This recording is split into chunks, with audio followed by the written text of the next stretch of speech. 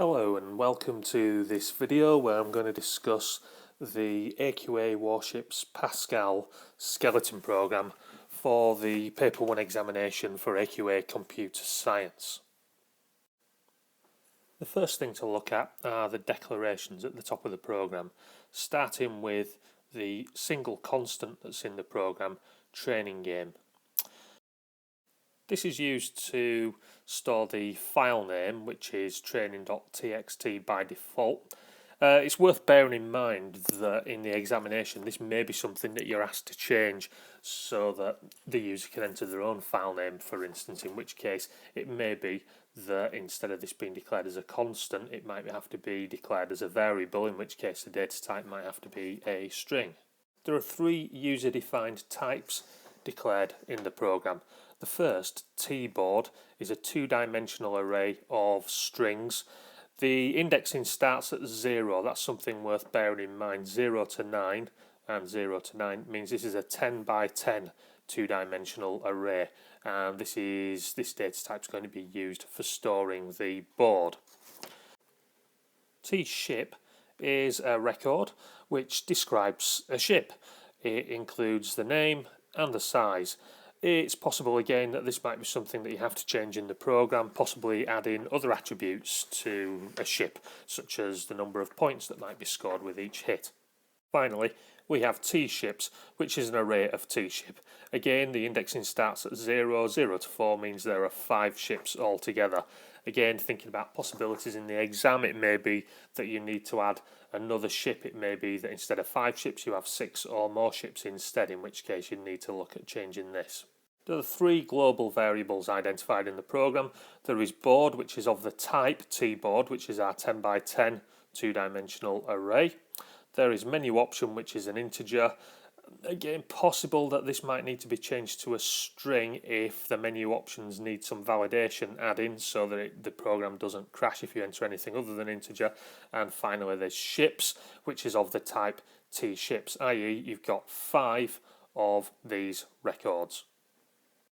In the examination, you don't want to get caught out. If you're asked to name a variable, make sure that you don't put a type. So for instance, if you're asked to name a variable that is an array, well, ships is of the type tships, which is an array. So ships is the variable, tships is a data type, so make sure you put the variable name. If it begins with T, you've got it wrong. It's a data type, not a variable.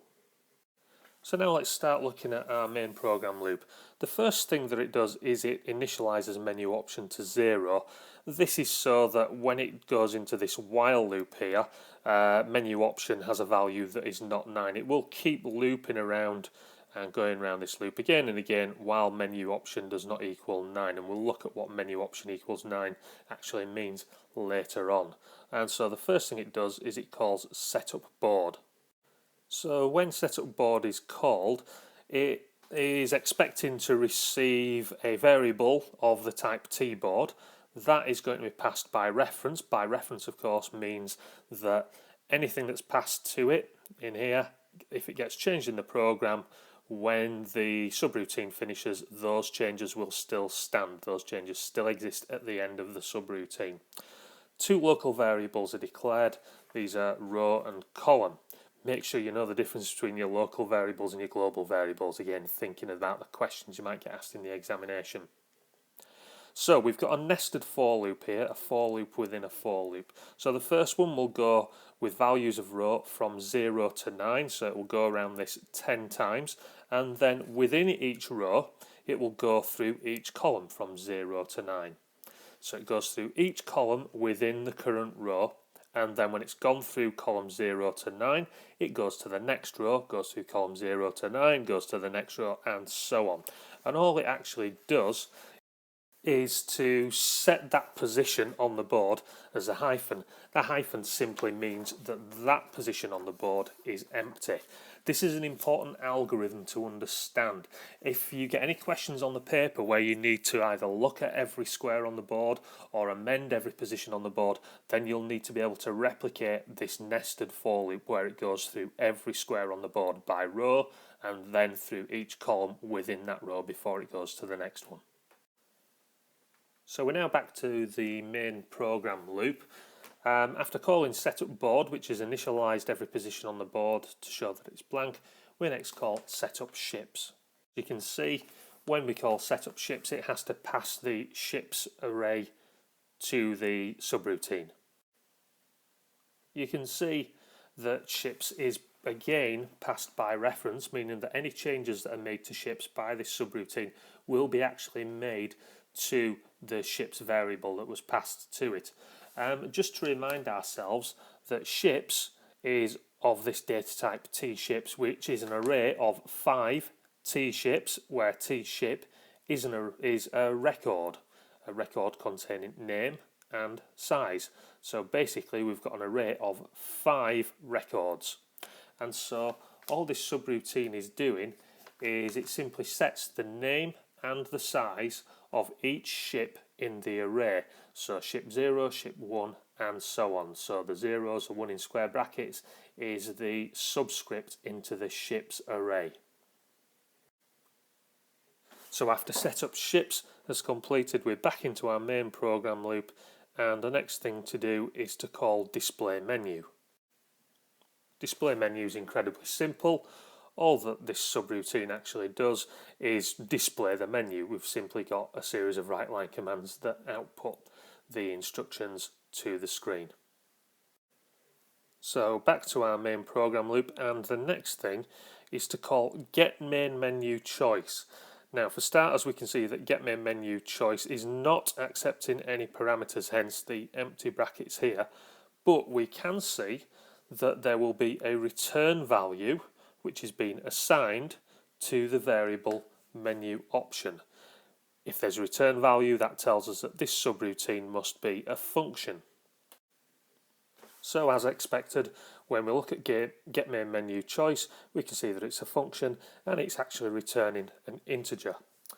There is one local variable in this function. Again, make sure you know what a local variable is before you go into the exam. What it means is this variable, whatever happens to it, it doesn't exist anymore once the function has been called, and it returns back to from where it was called from. Okay, so the function itself is fairly simple. It will output this text getting you to enter your choice. It will read in your choice into this variable, and then it calls the str2int function.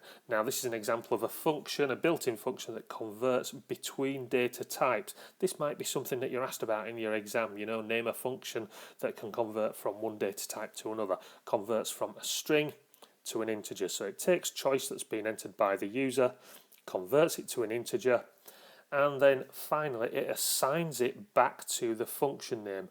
And what that means when you assign something to the function name is that this becomes the return value. So whatever has been entered gets converted into an integer and then returned back to the main program loop. So we're now back in our main program loop, and the return value should have gone into menu option. So the next thing is this if statement. If the user entered 1, then it's going to call place random ships followed by play game. If the user entered 2, it's going to call load game followed by play game. Either options will set up the board in slightly different ways. So the first way we're going to look at is if the user entered 1 and we call place random ships.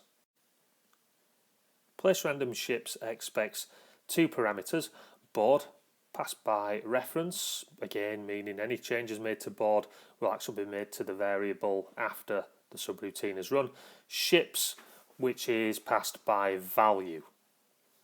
There are a number of local variables that are assigned. These will all be used within the subroutine. Remember, local variables mean once the subroutine has been finished, that those variables don't exist any longer.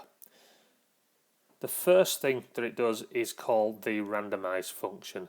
Remember, randomize is required when you're generating random numbers, because otherwise you get the same pseudo-random numbers generated every time. We have a for loop that goes from 0 to 4. The reason it's going from 0 to 4 is because we've got 5 ships.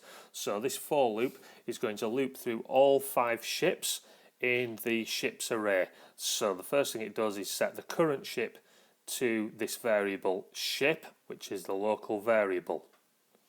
It then generates a random row number.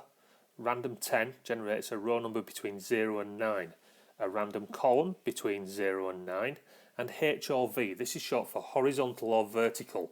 Random 2 gives it a value of either 0 or 1. If it equals 0, then it says the orientation is vertical, otherwise its orientation is horizontal. So this is simply a way of giving either horizontal or vertical orientation for the ship that it's about to position, which is random. It will then call the validate boat position subroutine, passing the board, the current ship, and these randomly generated positions and orientation. Again, looking at this subroutine, we can see that there's going to be a return value which is assigned to the variable valid. If there's a return value, that must mean that validate boat position is a function. So looking at validate boat position, as expected, it's a function, and we can see it's returning a Boolean value. Two local variables are declared, scan and valid. The purpose of this function is to check that the random position that was generated is actually a valid position for the boat. If it is, then it will go ahead and place that boat on the board. If not, well, what we'll see is it generates another random position and then tries again. So the first thing it does to validate it is it checks if the ship actually fits on the board. So if it's a vertically oriented ship, what it will do is see if the row that it's going to be positioned on plus the size is greater than 10. That means it goes off the edge of the board. Similarly, if it's horizontally positioned and the current column plus its size is greater than 10, it's going off the edge of the board. Okay, so if either of those happen to be true, then valid becomes equal to false. Okay, meaning that it's not a valid or a valid position for the ship to be placed. If it gets as far as the else, that means that the ship will fit on the board. So it now goes on to do some further checks. If the orientation of the ship is vertical, then what it does is it uses this for loop and scans down each row of the board. So scan will go from a value of 0 to ship size -1, and it will go through each row of the board from the current row, and it will check whether there is something on that position. So if it's not a hyphen, meaning if it's not a blank square, then valid becomes equal to false. It means there's already something on that square, so that's not a valid position for the ship. If it's horizontal orientation, it will do a similar thing. So it will go through every column. So again, it uses this scan local variable, a for loop going from 0 to ship size -1, and it will look at the current row and then every column from the starting column onwards to the size of the ship, and check if each position in between is empty. If it's not, then it returns false, meaning that this isn't a valid position to place the ship. And finally, validate boat position, remember, is the name of the function. So validate boat position becomes equal to valid, simply means whatever was assigned to valid is now assigned to the function name, meaning this is our return value. So it will return either true or false. True if it was a valid position, false if it's worked out that it was an invalid position for the boat. So we've now returned to our place random ships subroutine, and we should have a value of either true or false stored in valid. Remember, we're still in this while loop, so if it wasn't valid, i.e. while not valid, it will then generate another set of coordinates, another row, column and orientation, and it will try and validate that, and it will keep on doing that, generating random positions, checking if it's valid, and it will keep doing that until this has returned true, i.e. it's generated a valid position for that boat to be placed. So once it has generated a valid position, it will display on the screen that the computer is placing whatever the ship is, and then it will call place ship, and again you can see it's passing the board and the ship and the coordinates of that ship. So place ship again declares a local variable called scan, And what this does is, if the orientation of the ship is vertical, then it will loop through each position, scan from 0 to ship size -1 again. It will loop through each position from row plus scan in the current column and assign the first letter of the ship's name. This is again something that you might be asked about. Ship.name, remember name is a string, square brackets 1, that means the first character of this string. So that character, so for instance if it's an aircraft carrier, it will be A, gets assigned to this position on the board, and then scan, because we're in a loop, scan gets incremented. So for instance it starts off at 0, so it will be the current row, then row +1, then row +2, then row +3, and so on. So for a vertical one it will go down through each row, and if the orientation is horizontal it does the same thing but goes through each column. So the current row, it will look at the starting column and then the next one and the next one and the next one up to the size of the ship. So after calling place ship, we return to the place random ships subroutine, but we are still in this for loop at the moment. So we've placed our first ship, but then we need to go around again. So count becomes 1, so it started off as 0, it gets incremented, it now has a value of 1. So it looks at ships array, and the first element. Remember, we started at 0, so ships square brackets 1 would be, I guess, the second ship really. It assigns it to ship, generates positions for that, gets a valid position. When it's got one, then it places that one, then goes around again, looks at ship number 2, then number 3, then number 4, and then when it's placed all 5 ships, i.e. ships 0 to ship 4, then it will drop out of the subroutine. So if it's just called place random ships, the next thing it will do is it will call the play game subroutine. But before we look at play game, let's just have a look if the user chose the second menu option, which is to load the training game. If that's the case, it's going to call the load game subroutine first.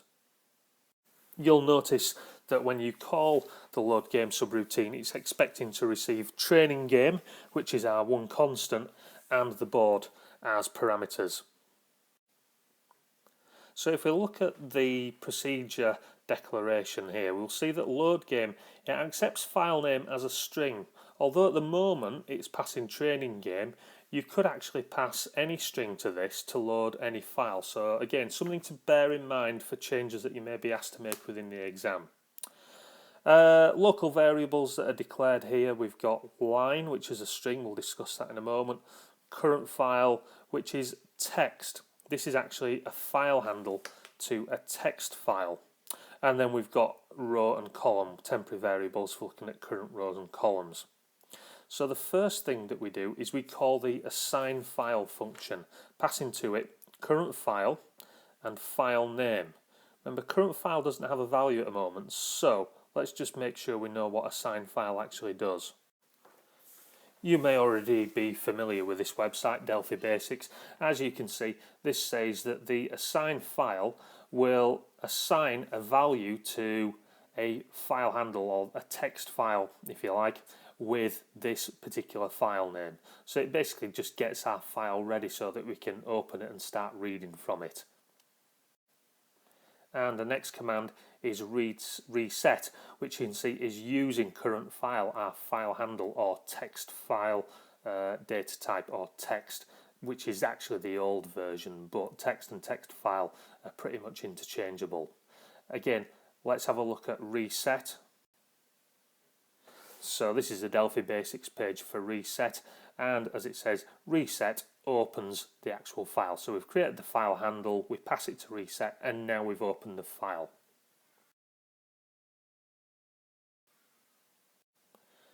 So firstly, we're going to look at this for loop. So this is going to go with values of row from 0 to 9. So we've got 10 rows, and so we're going to loop through this section of code 10 times. And the first thing it will do for each row is it reads in one line from the file, and so from current file, the file itself, it will read in a line and save it into line, which is this local variable. After reading in a line from the file, it will then loop through each column.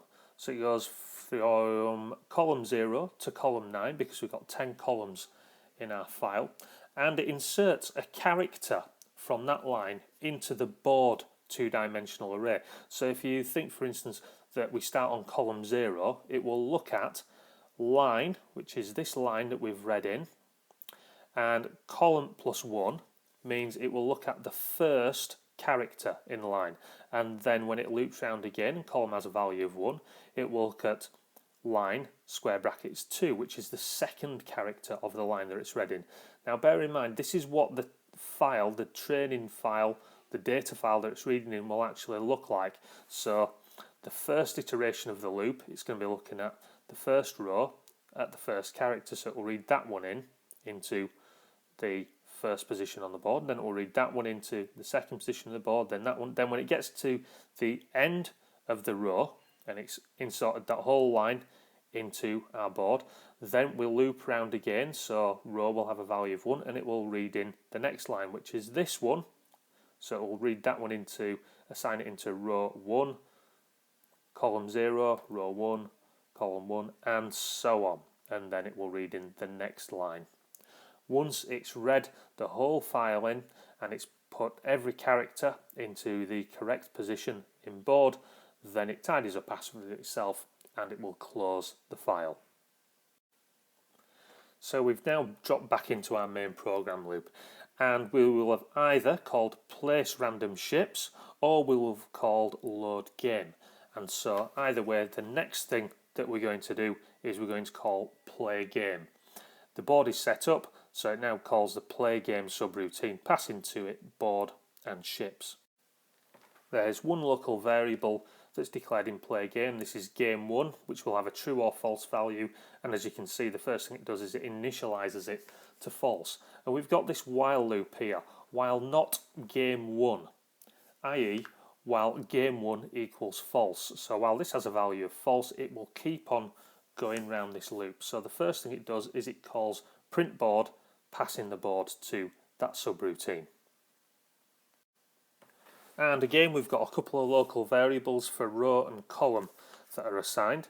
A little bit of output to the screen, the board looks like this and so on, and then we've got a for loop which is looping through each column on the board, and it will display a space, then the column number, then a space, i.e. this is displaying the column headings, so it will display 0, space 1, space 2, space 3, and so on. These are the column headings that you'll see at the top of the board, and then a blank line, and then it will go through each row.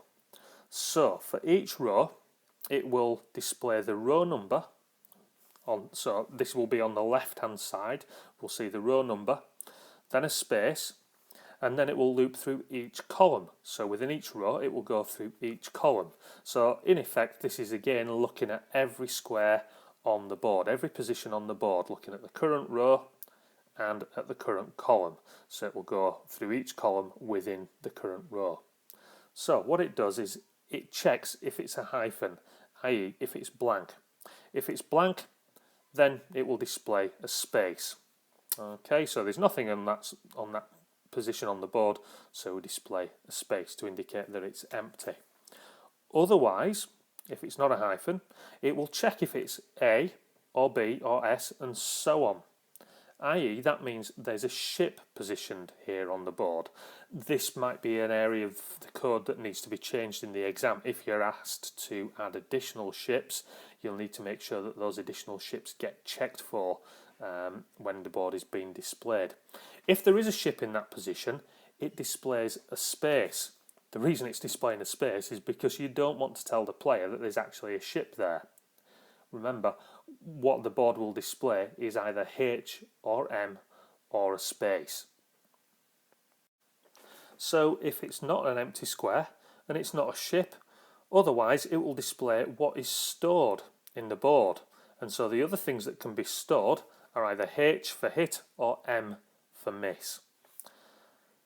If the column does not equal 9, then it displays this character here, this pipe symbol, which it uses as a separator between each column. So for instance, you might get a H, then the separator, then a space, and so on, to show the kind of grid lines on the board. So this loop will go through every position on the board by row and then within each column of that row. And then when it's finished, the print board subroutine has finished and we will drop back. And the position that we drop back to is our play games subroutine. So the next thing to do is to call make player move. Make player move has the board two-dimensional array passed to it by reference and the ships array passed to it by reference.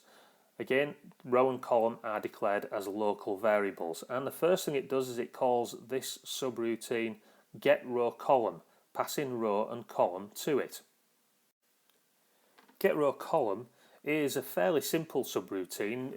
As you can see, all it does is it asks the user to enter the column, reads it in, and enter the row and read it in. Notice that there's no validation on this, so this may be something that you're asked to change in the examination. Another thing that you need to understand is that row and column are passed by reference. That means that when those values are read in, they are passed back to the calling section of the program. So those values get passed to it and the results get stored. So when we return back to make player move, row and column now contain those values that were entered by the user. And the first thing that happens is we check if the board position at the row and column that has been entered, i.e. the user has attempted to take a shot at this particular position.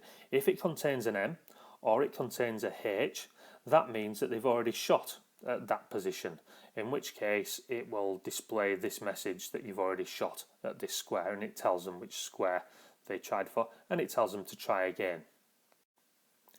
Otherwise, it will check if the square was empty, denoted by the hyphen symbol, and if it was empty, then it tells them that they've missed. Otherwise, if it wasn't empty, if it's not one that they've already shot at, it must mean that they've hit. And so it will tell them that they've had a hit, it will tell them which row and column they shot at, and more importantly, on the board it will denote that they've hit a ship by storing a H in that position in the board two-dimensional array. At that point, make player move is finished and we will drop back. So the player having made their move, we've dropped back into play game in the main loop of playing a game of battleships, and the next thing that we do is we call this subroutine check win. We pass the board to it, and you'll notice that a return value is assigned to game 1. So we know from that that check win must be a function. We also know that game 1 is a Boolean data type, so this function must be returning a Boolean value. So again, as expected, we can see that check win is indeed a function and it's returning a Boolean value. Again, we've got some local variables declared within this function for row and column, and we've got game 1, which is Boolean, which is going to be returned at the end of the function. First thing it does is it sets game 1 by default to true, and then what we've got is this nested for loop again, looking at every row and within every row at every column, i.e. looking at every position on the board, and it checks if that position is an A, a B, an S, and so on, meaning that there's actually a ship at that position. If there is a ship at that position, well, it means they haven't hit them all. There are still some ships left on the board. So game 1 is set to false. Remember, the whole purpose of this subroutine is to check if the game has been won. So it looks at every position on the board. If there's still a ship on the board, they haven't won. Otherwise, remember, this will still have a value of true. So whatever its value is, this then gets assigned to check win, which is the function name, and so that becomes our return value.